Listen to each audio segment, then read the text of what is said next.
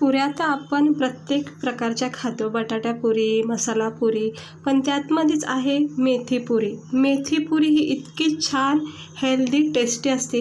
तर आज मी खूप कमी वेळामध्ये, खूप कमी साहित्यामध्ये आणि झटकीपट बनणाऱ्या अशा ह्या क्रिस्पी गरमागरम कुरकुरीत अशा ह्या मेथी पुऱ्या बनवणार आहे. तर चला बघूया आपण लगेच ह्याला बनवायची कृती.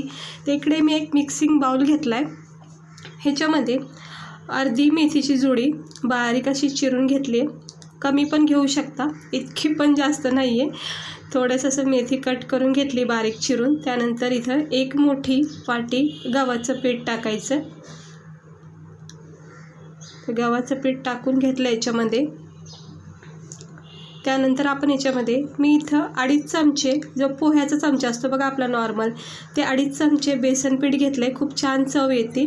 आणि सेम प्रोसेसनेच 2.5 चमचे तांदळाचं पीठ टाकते. तांदळाचं पीठ खूप गरजेचं आहे, तर नक्की वापरा, कारण ह्यानी खूप भरपूर वेळापर्यंत पुऱ्या ज्या आहेत ना त्या क्रिस्पी राहतात.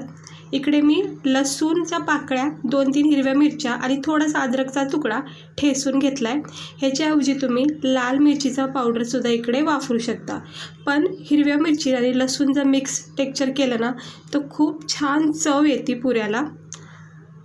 त्यानंतर मी 2 चमचे इथे सफेद तीळ टाकते. तिळाने तर इतकी छान कोटिंग येते आणि मस्त वाटतात, खायलासुद्धा, दिसायलासुद्धा छान वाटतात. तर 2 चमचे मी सफेद तीळ टाकले. अर्धा चमचे इथे मी जिरे टाकते. जिरे नसेल तर जिरेचं पावडरसुद्धा तुम्ही थोडंसं इथं वापरू शकता, चांगला फ्लेवरसाठी. त्यानंतर मी इकडे ओवा घेते थोडासा. आता ओवा खूप गरजेचा आहे. त्याच्या अगोदर थोडीशी हळद टाकायची, म्हणजे पुऱ्याला चांगला रंग येण्यासाठी. आता इकडे बघू शकता ओवा घेतलेला आहे. ह्याला असं कुस्करायचं, मॅश करायचं आणि मग ह्याच्यामध्ये टाकायचं. खूप चांगला स्वाद येतो. आणि दुसरं गोष्टी, ओवा खूप चांगला आहे आपल्या शरीरासाठी सुद्धा. त्यानंतर मी थोडासा गरम मसाला टाकलेला आहे आणि बारीक चिरलेली कोथिंबीर टाकायची. आणि आता आपण ह्याच्यामध्ये चवीनुसार मीठ टाकून घेऊया. सगळं साहित्य व्यवस्थित टाकून घेतलेलं आहे. तेल कढईमध्ये तापत ठेवलं आहे मंद आचेवर. त्यामधूनच मी 1 चमचा तेल काढते. थोडंसं नॉर्मल कोमट गरम झाले ते टाकायचं. थंड तेल नाही वापरायचं. 1च चमचा टाकायचा.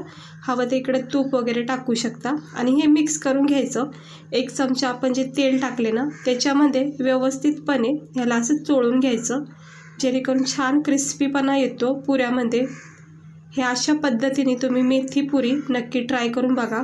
हे असं चोळून मस्तपैकी ह्याला एकजीव करून घ्यायचं. सगळे मसाले जे आपण मिरची लसूणचा आपण कूट टाकला आहे ते सगळं असं एकजीव झालं पाहिजे. तीळ टाकलेलं आहे आणि मग थोडंसं मिक्स केलं की मग थोडं पाणी टाकून ह्याला असं मळून घ्यायचं. जसं आपण गव्हाचं पीठ मळतो तसं असं मळून होतं. 5 मिनटामध्ये हे पीठ तयार होतं. लागलं थोडंसं ओलसर वाटत असेल, चिकट वाटत असेल तर थोडंसं पाण्याचा हात लावायचा, किंवा ह्याच्यामध्ये सुक्कं गव्हाचं पीठसुद्धा तुम्ही टाकू शकता, जेणेकरून व्यवस्थित मळता येईल, नरम करता येईल. त्याला मी थोडंसं ही कोथिंबीरची काडी आहे ती काढून घेते. आता ह्याला मी एका प्लेटमध्ये काढून घेतलं आहे. ह्याला थोडा वेळ दिलता आणि त्यानंतर आता परत एकदा ह्याला मी नरम करून घेते पिठाला, जे आपण मळून घेतलेलं आहे. बघा किती छान नरम सॉफ्ट झालं आहे पीठ. थोडं असं सुक्कं पीठ लावलं की प्लेटला चिटकत नाही आणि हातालासुद्धा चिटकत नाही. मग त्यामुळे हे असं मिक्स करायचं व्यवस्थितपणे. आपल्या नॉर्मल गव्हाच्या पिठासारखं याला मळून घ्यायचं. तर चांगलं मळून घेते मी व्यवस्थितपणे. आणि आता आपण ह्याचे 2 भाग करायचे, कारण आपल्याला पुऱ्या बनवायच्यात ना. तर मोठे असे 2 भाग करायचे. ह्याला असं गोल आकार द्यायचा. ह्याची एक मोठी लाटी बनवायची. हे बघा अशी दुसरीसुद्धा बनवून घेते. तर बनवून घेतलेले आहे. आता नॉर्मल माझ्या चपातीचा जो पोलपाट आहे तो घेते. खाली एक कपडा टाकला आहे, जेणेकरून जास्त पीठ वगैरे किचन वाट्यावर सांडणार नाही. तर थोडंसं पीठ लावायचं, कारण कसं याच्यामध्ये बेसन वगैरे टाकल्यामुळं चिटकू शकतं. याला थोडंसं सुक्कं पीठ लावून एक चपाती लाटून घ्यायची.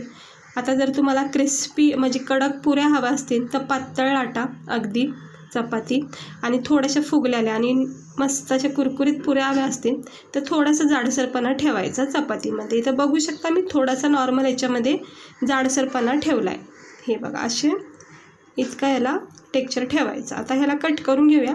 जसं पण तुम्हाला आवडत असतील पुऱ्या कट करायला तशा करू शकता. मी नॉर्मल नेहमीच ग्लासनी करते. अशा कट करून सहजपणे होतात पुऱ्या अशा.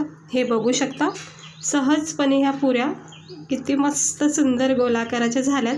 ह्याने असं इतका जाडपणा ठेवायचा, अगदी पातळ नाही अगदी जाडसुद्धा नाही. तर मस्त झाल्यात.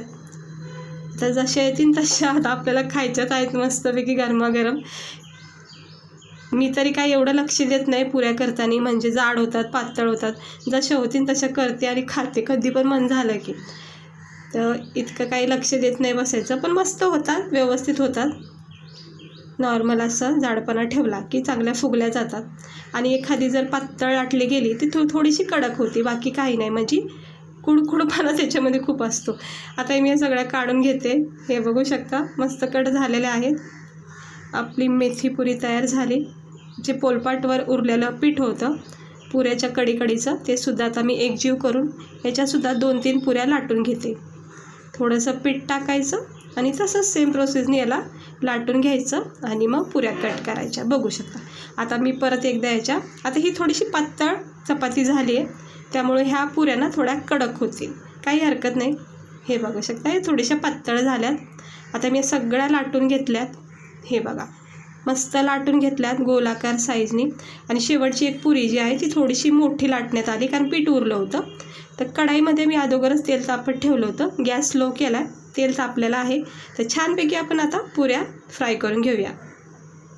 आता जी आपण याच्यामध्ये पातळ पुऱ्या असतील ना त्या थोड्याशा फुगणार नाहीत, आणि जी पण छान मीडियम आकाराची म्हणजे थोडीशी जाड असेल ना तर ती फुगली जाईल. तर समजून जाऊ शकता तुम्ही, जी पण पुरी फुगली जाईल ना ती थोडीशी जाड असते आणि पातळ पुऱ्या फुगत नाही तितक्या, त्या कडक राहतात पण मस्त वाटतात खायला सुद्धा, त्या क्रिस्पी वाटतात.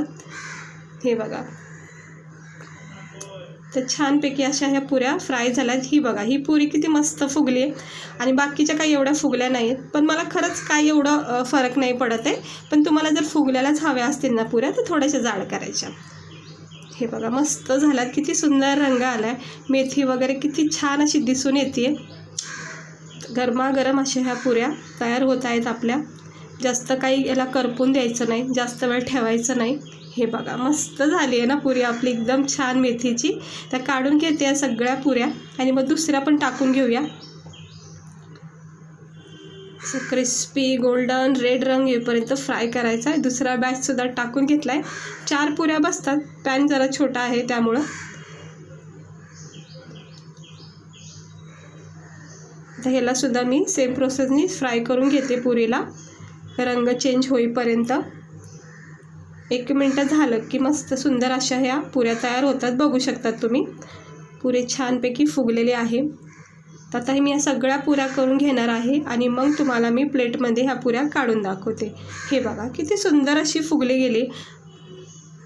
तर सुंदर अशा ह्या पुऱ्या झाल्यात, थंड केलेल्या आहेत आणि गरमागरम आपल्या ह्या पुऱ्या प्लेटमध्ये सर्व करत आहे. तर कशा वाटतात तुम्ही बघू शकतात, किती भारी दिसतात पुऱ्या आपल्या ह्या मेथी पुऱ्या. इतक्या हेल्दी टेस्टी असतात.